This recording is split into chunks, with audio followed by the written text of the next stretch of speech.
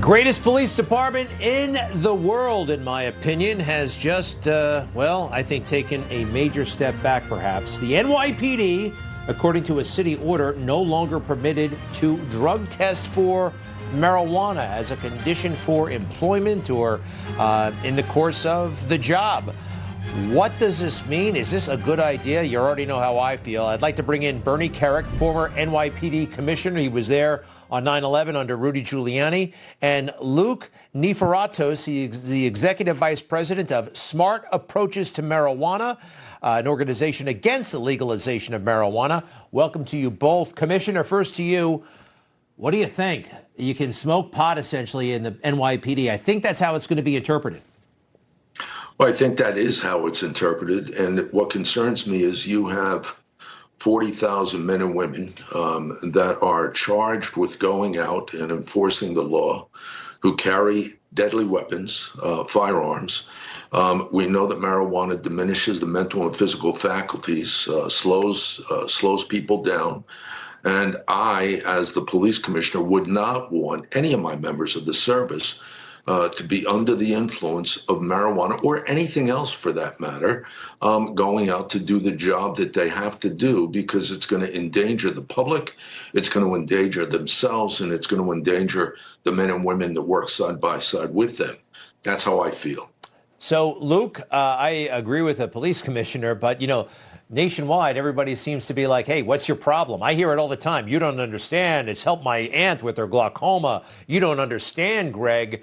I guess I maybe don't understand. Can you please tell us technically why this is a bad idea? Well, this is a terrible idea, Greg. I got to tell you, in an era where law enforcement literally has a planet-sized magnifying glass over their shoulder, everyone's questioning their judgment right now, which, by the way, I completely disagree with. God bless law enforcement. But there's a planet-sized, magnifying glass over their shoulders. And what we're saying is we are not going to test them for marijuana use. And literally, we just had a New York Times article come out last week talking about the psychosis, talking about the schizophrenia, the mental illness problems that today's high-potency marijuana is causing right now. This is the last thing our law enforcement needs. We need to be giving them a supportive structure, supporting them to do their jobs and execute public safety out in our communities. And, sending the message that marijuana is no big deal when all the science is telling us the exact opposite, I think is dangerous. It's dangerous for law enforcement. It's dangerous for our communities. And, for everybody else, it's so potent now, but more people are doing it than ever before. You can do it on the street and not get hassled. Commissioner, for a long time, it was illegal. If you smoked a joint in public, there was a damn good chance you'd get arrested. Now it's as commonplace as a vape stick. It's just everywhere. It's like sipping a soda. I still can't get over it. How does it strike you when you see it, when you smell it? Well, listen, I feel the same way you do. You know what? But it seems to be all over, and you have the mayor of the city of New York promoting it. So you have to take it for what it's worth.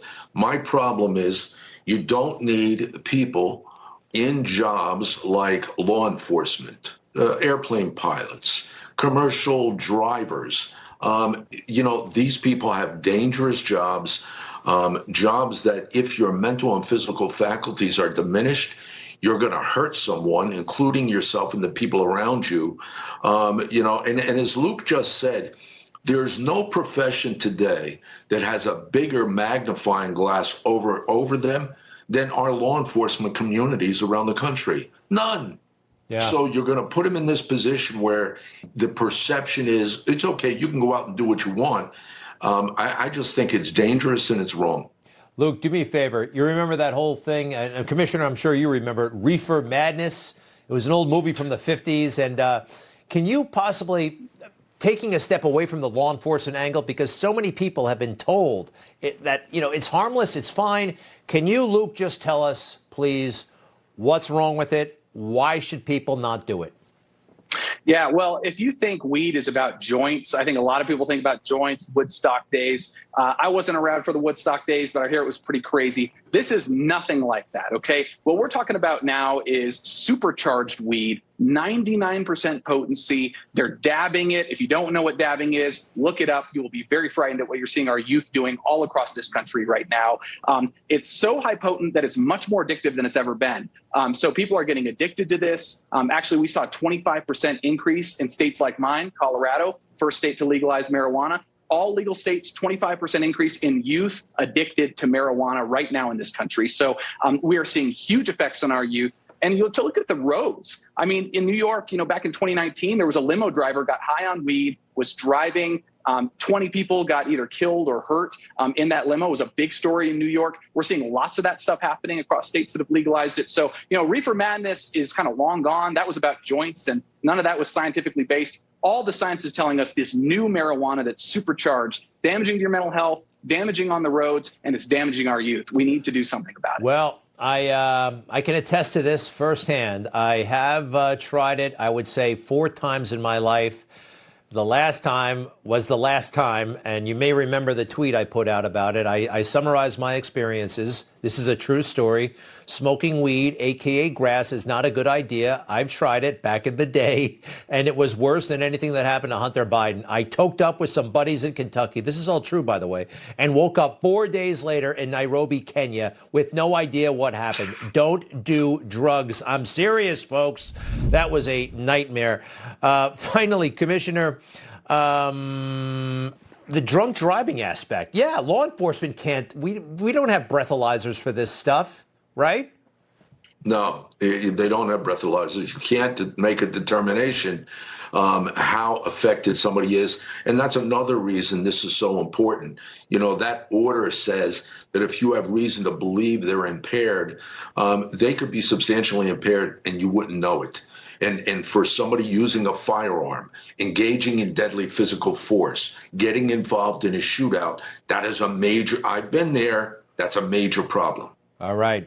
Well, we appreciate it so much. The train has left the station on this stuff. Wow. Maybe we need a better mayor. And let's see what happens on that score. Commissioner Kerik, thank you very much. And Luke, thank you.